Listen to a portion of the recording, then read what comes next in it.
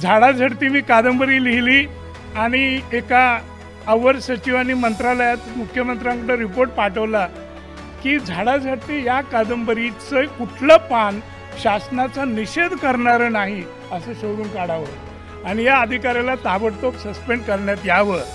मी सस्पेन्शनच्या वर्जवर होतो, परंतु सदैवाने त्याच आठवड्यात मला साहित्य अकादमी पुरस्कार मिळाला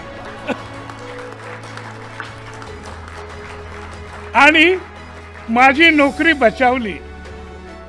खरंच सांगतो तुम्हाला, शासनामध्ये कुठले कसे कसे बॉस येतील।